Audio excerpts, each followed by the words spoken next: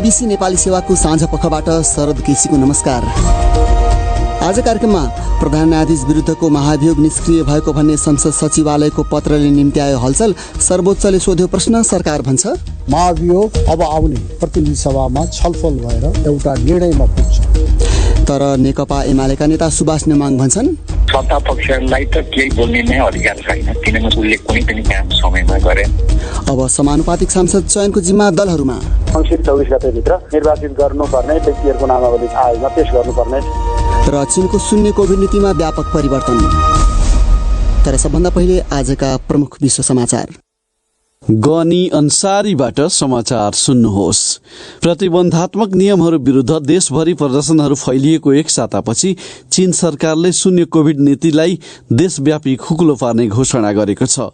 मध्यम खालको कोभिड भएका मानिसहरू अब केन्द्रीकृत क्वारेन्टिन केन्द्रहरूमा बस्नुको सट्टा घरमै बस्न पाउने भएका छन्। विद्यालय तथा अस्पतालमा बाहेक अरू सार्वजनिक भवनमा प्रवेशका लागि अब पीसीआर रिपोर्ट देखाउनु पर्दैन। संवाददाता स्टिफन मकडोनाल्ड भन्छन् केही प्रतिबन्धहरू भने कायम रहनेछन्, जसमा लकडाउन पनि हुन सक्छ। तर कोभिड सम्बन्धी चिनिया नीतिमा अपेक्षा गरिएको भन्दा तीव्र गतिमा परिवर्तन भइरहेको छ। स्टिफन मकडोनाल्ड। चिनिया राष्ट्रपति सी जिनपिङले कोभिड सम्बन्धी नियमहरूमा ल्याइएको पछिल्लो परिवर्तनबारे केही बोलेका छैनन्।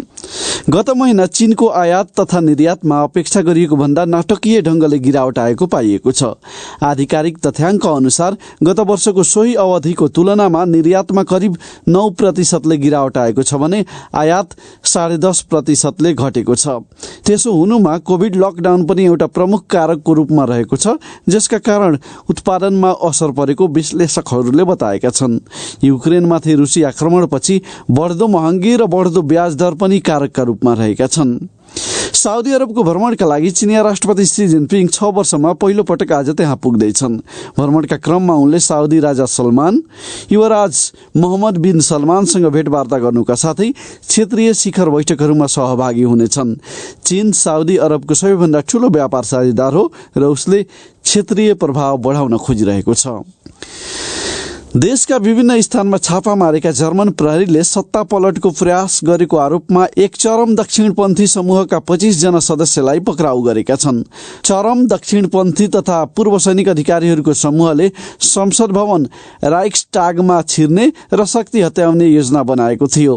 राजकुमार हाइनरिक 13 भनिने 71 वर्षीय जर्मन पुरुषलाई उक्त षड्यन्त्रको मुख्य योजनाकार ठानिएको छ। षड्यन्त्रमा चरम दक्षिणपन्थी राइक्सबर्गर भनिने अभियानका सदस्य संलग्न रहेको बताइएको छ। उक्त समूहले आधुनिक जर्मन राज्यलाई समेत अस्वीकार गर्दै आएको छ। र अमेरिकी पूर्व राष्ट्रपति डोनाल्ड ट्रम्पको पारिवारिक घर जग्गा कम्पनी कर छली एवं अन्य आर्थिक अपराधमा दोषी पाइएको छ। मंगलबार न्युयोर्कको एउटा अदालतका न्यायाधीशहरूले द ट्रम्प अर्गनाइजेसनलाई सबै अभियोगमा दोषी पाएका हुन्। उक्त कम्पनीमाथि 17 अभियोग लगाइएका थिए, जसमा षड्यन्त्र, झुटा प्रतिवेदन र वर्षौंदेखि आफ्ना कार्यकारीका लागि कर छलीका प्रकरण चलाएको कुरा समावेश थिए। उक्त व्यवसाय पूर्व राष्ट्रपतिको पर्यायका रूपमा छ, तर सुनवाईमा ट्रम्प र उनका परिवारका कुनै सदस्य सहभागी भएनन् अनि उनीहरूमाथि कुनै अभियोग पनि लगाइएको छैन। यो बीबीसी नेपाली सेवा हो।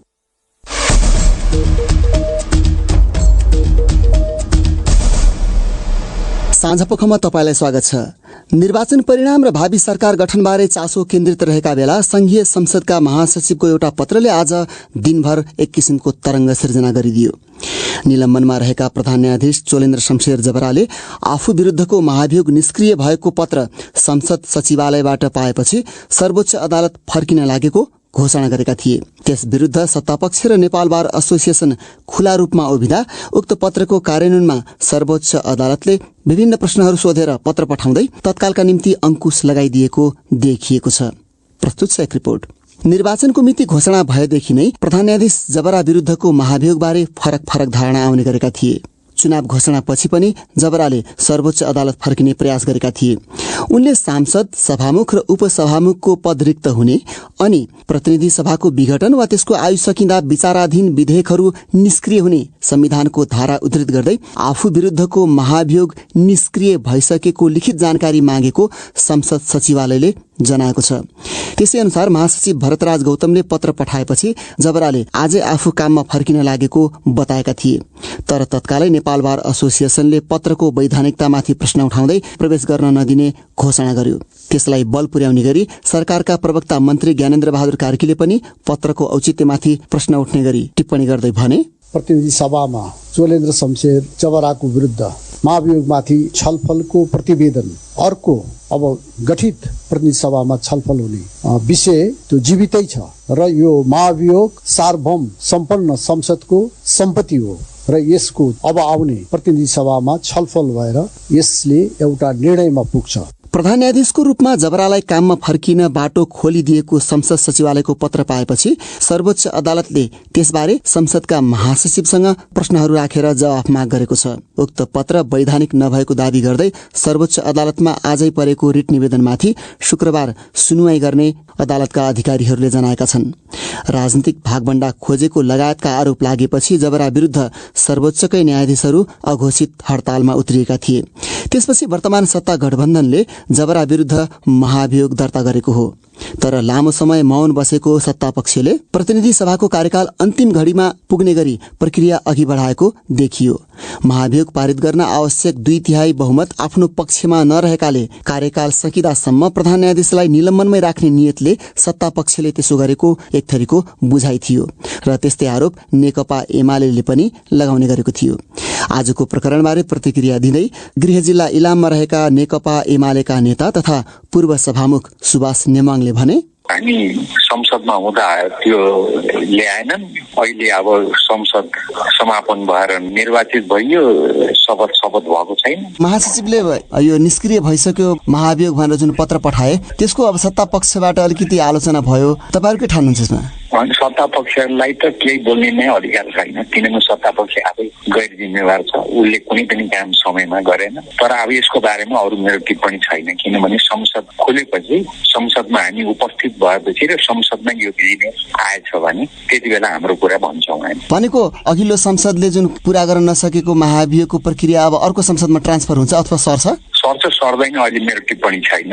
हामी संसदमा पुगेपछि संसदमा आएछ भने हामी हाम्रो कुरा राख्छौँ। तर यहाँको पार्टी अध्यक्षले त फेरि यो चुनाव घोषणापछि त्यो त टुङ्गिसक्यो भनेर प्रतिक्रिया दिइराखेको थियो। तपाईँले अहिले म त्यसबारेमा केही टिप्पणी गर्दिनँ, संसदमा आएपछि म आफ्नो कुरा बोल्छु। उनी थिए संविधान सभाका अध्यक्ष समेत रहिसकेका एमाले नेता सुभाष नेमाङ। वर्तमान संविधानमा प्रधान न्यायाधीश, सर्वोच्च अदालतका न्यायाधीशहरू, न्याय परिषदका सदस्य र संवैधानिक अंगका पदाधिकारीहरू विरुद्ध महाभियोग लागेमा त्यसको टुङ्गो नलाग्दासम्म उनीहरू निलम्बनमा रहने व्यवस्था छ। राष्ट्रपति र उपराष्ट्रपति विरुद्ध महाभियोग लाग्दा भने उनीहरू निलम्बनमा पर्ने प्रावधान राखिएको छैन। त्यसैले कतिपयले न्यायपालिका र संवैधानिक अंगका पदाधिकारीहरूलाई आफ्नो स्वार्थ विरुद्ध उभिन नसक्ने गरी त्रासमा राख्न राजनीतिक दलहरूले संविधानमा त्यस्तो व्यवस्था राखेको टिप्पणी गर्ने गर्छन्। अब अर्को विषय, निर्वाचन आयोगले प्रतिनिधि सभा र प्रदेश सभामा दलहरूले पाउने समानुपातिक सांसदको संख्या निर्धारण गरेको छ, जसअनुसार प्रदेश र प्रतिनिधि सभा दुवैतर्फ नेकपा एमाले सबैभन्दा धेरै सिट प्राप्त गरेको छ। समानुपातिक तर्फ प्रतिनिधि सभामा 7 र प्रदेश सभामा 13वटा पार्टीले सिट पाएका छन्। अब उनीहरूले 3 दिनभित्र समानुपातिक सांसद चयन गरेर आयोगलाई बुझाउनु पर्ने जानकारी दिँदै आयोगको समानुपातिक तर्फका प्रवक्ता गुरु प्रसाद वागले भन्छन्, समानुपातिक निर्वाचन प्रणालीमा भाग लिने राजनीतिक दलहरूले के कति सिट संख्या प्राप्त गर्नुहुने हो त्यो चाहिँ आयोगबाट निर्णय भइसकेको छ। उहाँहरूले प्राप्त गर्नुहुने समानुपातिक निर्वाचन प्रणाली अन्तर्गतको सिट संख्याको विषयमा उल्लेख गरेर केही राजनीतिक दलहरूलाई चाहिँ हामीले मेलबाट पठाएका छौँ, त्यही ल्याएर बुझ्नु भएको छ। बाँकी चाहिँ हामी भोलि बिहान फर्स्ट आवरसम्ममा सम्बन्धित राजनीतिक दलहरूलाई खबर गरेर पत्र बुझाउँछौँ। कति दिनको समय सीमा दिइएको छ उनीहरूलाई समानुपातिक तर्फको नामावली पेश गर्न? आयोगबाट निर्णय भए अनुसार समानुपातिक निर्वाचन प्रणाली अन्तर्गत समावेशी समूह अन्तर्गत निर्वाचित गर्नुपर्ने व्यक्तिहरूको नामावली चाहिँ 3 दिनभित्र पठाउन भनेर चाहिँ आयोगबाट निर्णय भएको छ। त्यही आधारमा हामीले पत्रचार गरेका छौँ। यही मङ्सिर 24 गतेभित्र उहाँहरूले चाहिँ निर्वाचित गर्नुपर्ने व्यक्तिहरूको नामावली चाहिँ आयोगमा पेश गर्नुपर्ने व्यवस्था छ। प्रतिनिधि सभामा समानुपातिक तर्फ कस्तो देखियो पार्टीगत संरचना चाहिँ? प्रतिनिधि सभामा नेपाल कम्युनिस्ट पार्टी एमाले 34 जना निर्वाचित गर्नुपर्ने हुन्छ। नेपाली कांग्रेसले 32, नेपाल कम्युनिस्ट पार्टी माओवादी केन्द्रले 14, राष्ट्रिय प्रजातन्त्र पार्टीले 7, जनता समाजवादी पार्टी नेपालले 5, जनमत पार्टीले 5 र राष्ट्रिय स्वतन्त्र पार्टीले 13 जना चाहिँ समानुपातिक निर्वाचन प्रणाली अन्तर्गत बन्द सूचीमा पेश गरेका उम्मेदवारहरूको नामावलीबाट चाहिँ निर्वाचित गर्नुपर्ने गरी निर्धारण भएको छ। समानुपातिक निर्वाचन प्रणाली अन्तर्गत खसेको चाहिँ सदरमतको 3% वा सोभन्दा बढी मत प्राप्त गर्ने 7 वटा मात्रै पार्टी चाहिँ रहे। प्रतिनिधि सभा समानुपातिक निर्वाचन प्रणाली अन्तर्गत 47 वटा राजनीतिक दलको बन्द सूची चाहिँ कायम भएको थियो। अनि प्रदेश सभातर्फ चाहिँ कतिवटा पार्टीले समानुपातिक सिट सुरक्षित गर्न सके र कति सिट सुरक्षित गर्न सके उनीहरूले? प्रदेश सभातर्फ नेपाल कम्युनिस्ट पार्टी एमाले जम्मा सबै प्रदेशमा गरेर 70, नेपाली कांग्रेसले 64, नेपाल कम्युनिस्ट पार्टी माओवादी केन्द्रले 29, राष्ट्रिय प्रजातन्त्र पार्टीले 17, नेपाल मजदुर किसान पार्टीले 2, नेकपा एकीकृत समाजवादीले 9, जनता समाजवादी पार्टी नेपालले 9, जनमत पार्टीले 9, लोकतान्त्रिक समाजवादी पार्टीले 3, नेपाल संघीय समाजवादी पार्टीले 1, नागरिक उन्मुक्ति पार्टीले 5, राष्ट्रिय जनमोर्चा 1 र हाम्रो नेपाली पार्टीले 1 गरेर टोटल 220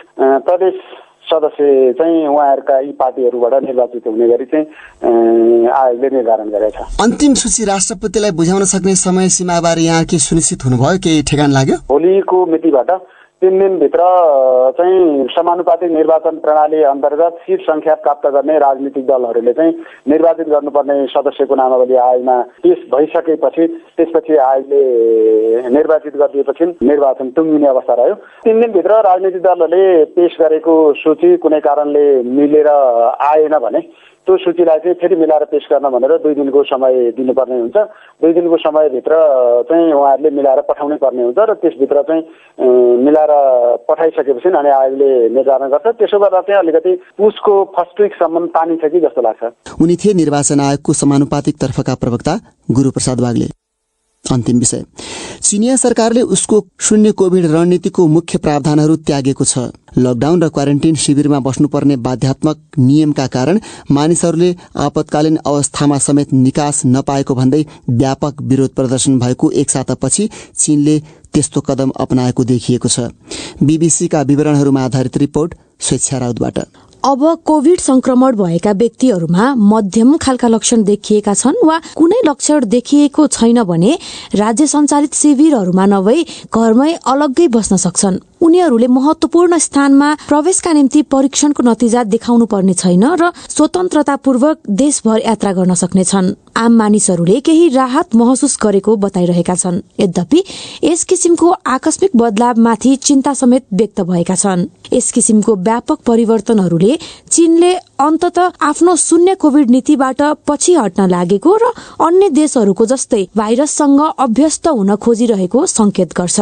हाल चीनले संक्रमणको सबैभन्दा ठूलो लहरसँग जुधिरहेको छ। प्रत्येक दिन 30,000 भन्दा बढी मानिस संक्रमित भइरहँदा उक्त बदलाव अपनाइएको हो। केही अनलाइन प्रयोगकर्ताहरूले द्रुत गतिमा भइरहेको खुलापनमाथि प्रश्न गरेका छन्। एकजनाले लेखेका छन्, चिकित्सा प्रणालीमा थेक्नै नसक्ने गरी चाप बढ्न सक्नेछ र वृद्धहरू थप संक्रमित हुन सक्नेछन्। तर अन्य धेरैले भने विगत 3 वर्षदेखि आफ्नो दैनिकीमा नियन्त्रण राख्ने सरकारको नीति खुकुलो पारिएको प्रति खुशी व्यक्त गरेका छन्। हालसम्म चीनले कोभिड भएका र संक्रमितको नजिक पुगेकाहरूलाई क्वारेन्टिनमा रहन बाध्य तुल्याएको थियो। यसले परिवारका सदस्यहरूलाई टाढा बनाएको थियो र मानिसहरूलाई घरबाट निकालेको थियो। केही शिविरहरूमा अवस्था निकै नाजुक र कर्मचारीहरू अपर्याप्त रहेको विवरणहरू सार्वजनिक भएका थिए। यस्तै विषयलाई लिएर चर्को आलोचना भएपछि चीनको राष्ट्रिय स्वास्थ्य आयोगले बुधबार थप लचिलोपन घोषणा गरेको हो। स्वेच्छा राउत।